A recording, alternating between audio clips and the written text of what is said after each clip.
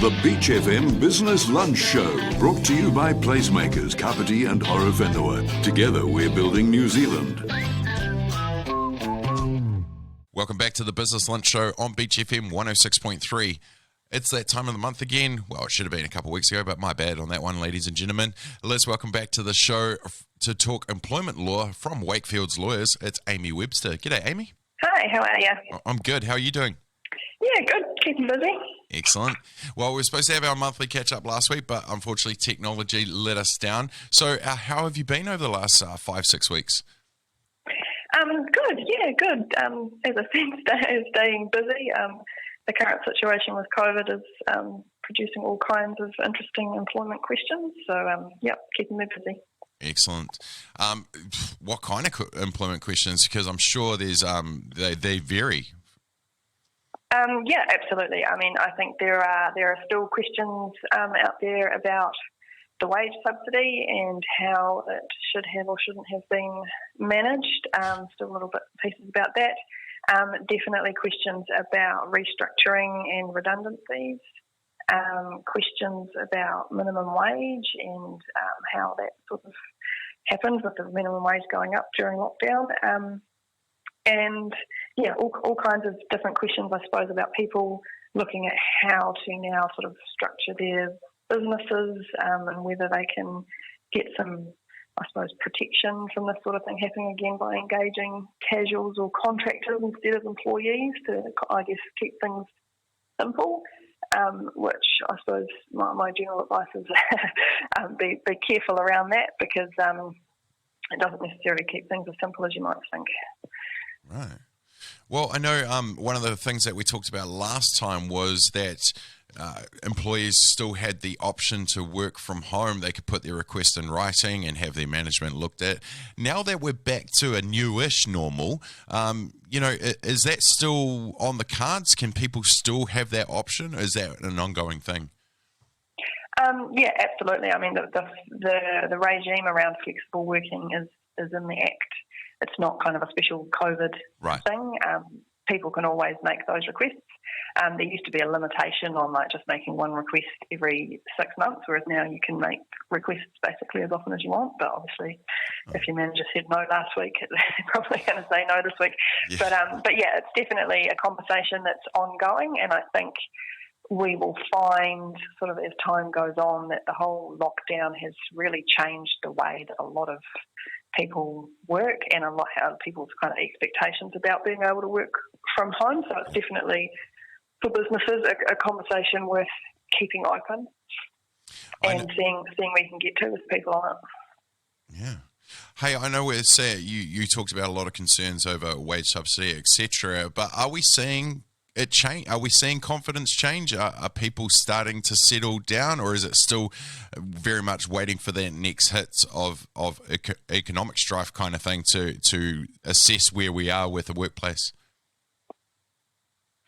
I think it's very different for different businesses. I think some businesses are definitely relying very much on that wage subsidy, and as it comes to an end, I think we will see another wave of redundancies.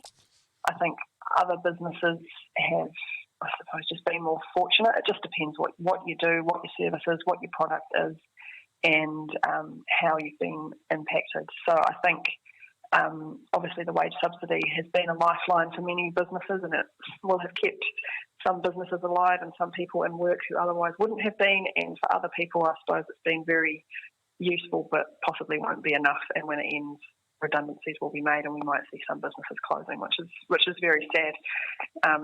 Yeah. Unfortunately, it is the harsh reality of the world that we're in at the moment. Now, let's talk about some of the things that have been happening behind the scenes that some people might not be aware of. There's been an amendment to the employment relations, I believe. There sure has. There's been an amendment to the Employment Relations Act, which is one of the big pieces of legislation that employers need to be aware of. So at the end of last month, the amendments around triangular employment relationships came into force. And this is something I suppose we were all talking about a year ago, because that's when the law passed, but now it's in force.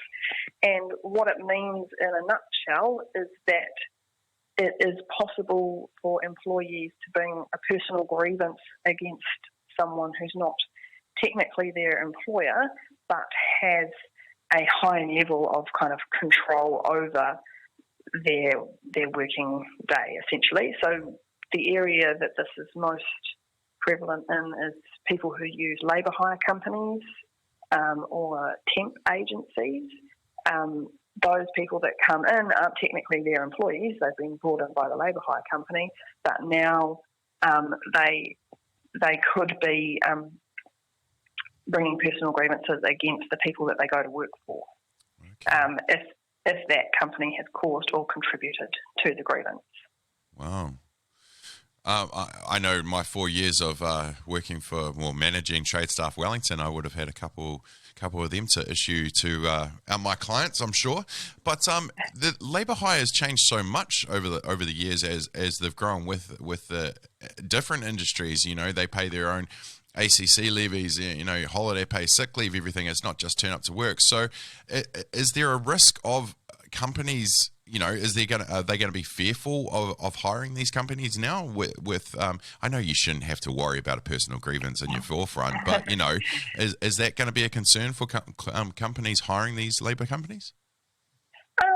I think it will be a consideration, but I think labour hire companies offer so much more than just Absolutely. a kind of a level of protection against personal grievances.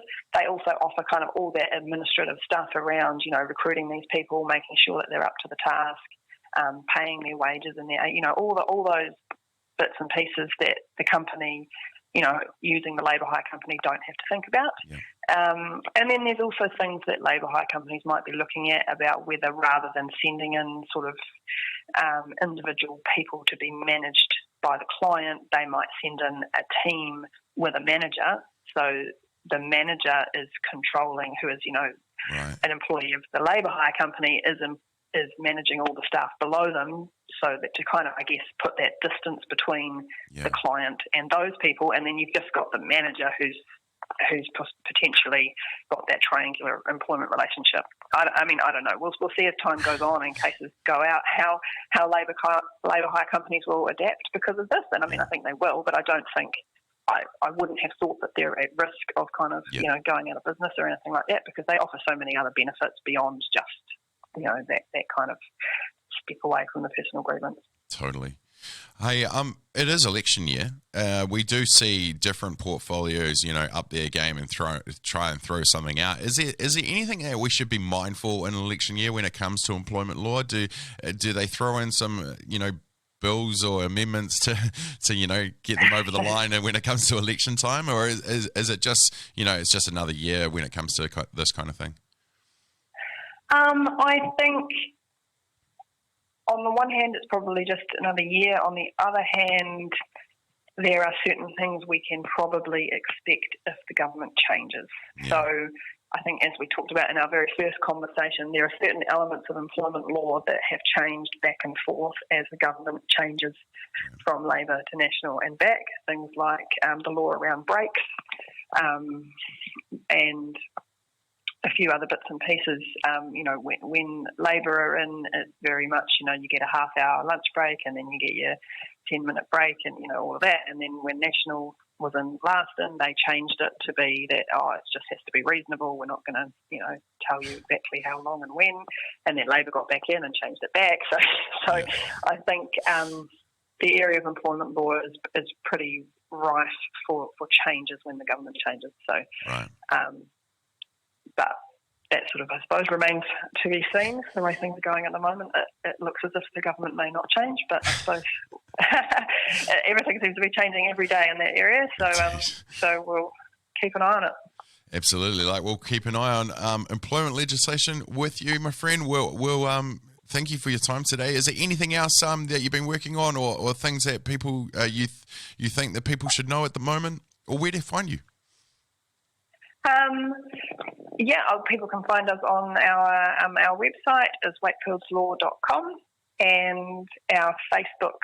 We've got a Facebook profile under Wakefields Law where we put out blogs and posts and things from time to time, including about employment law, and my phone number, my email, all that's on the website.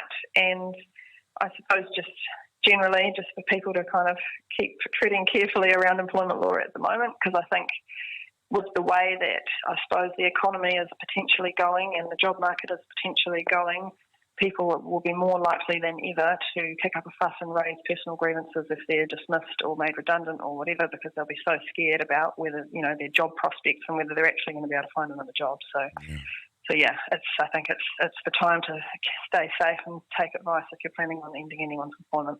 Definitely be mindful. Thank you so much, Amy, for your time. We'll catch up in a few weeks. Hopefully first Monday of the month again. Sounds good.